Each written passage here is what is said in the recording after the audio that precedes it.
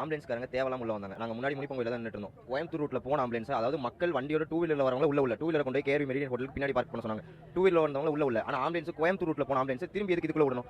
அங்க போயிருந்தா தான் மக்கள் யாரா இருந்தாலும் அவசர உதவிக்கு போக முடியும். ஆனா போனவங்க வந்து நாங்க அங்கேயே தான் நின்னு பார்த்துட்டு இருக்கோம். அந்த ரூட்ல போற ஆம்புலன்ஸ் திரும்பி போலீஸ்காரங்க இந்த ரூட்ல விடுறாங்க. ஆனா பொதுமக்கள் உள்ள விட மாட்டேங்கிறாங்க. அதே மாதிரி நீங்க பாத்தீங்கன்னா இங்க இருந்து நிறைய பேனர் இருந்தாச்சு. இதே வந்து தாங்கச்சிக்காரன் தாயாருமே பேனர் கிளிக்க மாட்டாங்க. பேனர் கிழிஞ்சிருக்கு. நிறைய பேத்துக்கு கூட வந்தவங்களுக்கு என்ன கூட வந்த பசங்களுக்கு நிறைய பேத்துக்கு சட்டையில கத்தி வச்சு கிழிச்சிருக்காங்க. கத்தி வச்சு கிழிக்கிற அளவுக்கு என்ன சூழ்நிலை உண்டாச்சு? எதுவுமே ஆகல. இந்த மாதிரி பல விஷயம் நடந்திருக்கு. உண்மை தெரியாம யாருமே பேசுறாங்க. நாங்க ஆம்புலன்ஸ்காரன் டைரக்டா கூப்பிட்டு விசாரிக்கிறோம். அவங்க எடுத்தது 25 to 30 கேஸ் தான் மொத்தமா எடுத்திருக்கேன் அப்படிங்கிறாங்க. மொத்தமே 4 பேர் இறந்து போயிருக்காங்க. ஆனா இத்தனை பேர் திடீர்னு எங்க வந்து இறந்து போனாங்கன்னு யாருக்குமே தெரியல. அதெல்லாம் உள்ள நிறைய விஷயம் நடக்குது. இது யாருமே பொதுமக்களுக்கு தெரியும். பொதுமக்களுக்கு தெரியாம நிறைய பேச ஆரம்பிச்சாங்க. முதல்ல உண்மை என்னன்னு வெளியே கொண்டு வர சொல்லுங்க. ஏன்னா உண்மை வெளியே வராம நிறைய பேர் பேசிக்கிட்டு இருக்காங்க.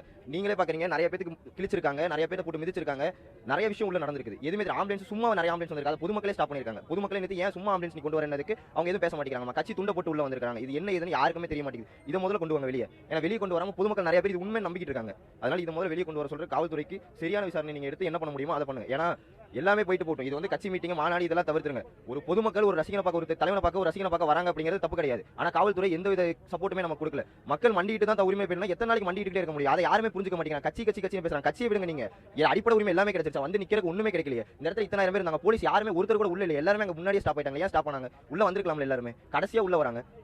ஏன்னா நிறைய துறை இருக்கவங்க எல்லாருமே, அமைச்சர்கள் இருந்து எல்லாருமே அடுத்த 10 நிமிஷத்துல வராங்க. இங்க 7:30 முடியுது. நீங்க நியூஸ்ல பாத்தீங்கன்னா தெரியும். 7:30 முடியுது. 8 அரை மணி நேரத்துல கேஸ் எடுத்துட்டு போறாங்க. ஆம்புலன்ஸ்காரங்க எல்லாரும் 8 அவங்க உள்ள இருக்காங்க. சென்னையில இருக்கவங்க எல்லாரும் இங்க எப்படி வந்தாங்க? அதை யோசிச்சீங்களா யாராச்சும்? யாருமே எதுவுமே யோசிக்க மாட்டேங்கிறீங்க. டக்கு டக்குன்னு பேசிடுறீங்க. அதனால உண்மை என்னன்னு முதல்ல வெளியே கொண்டு வாங்க.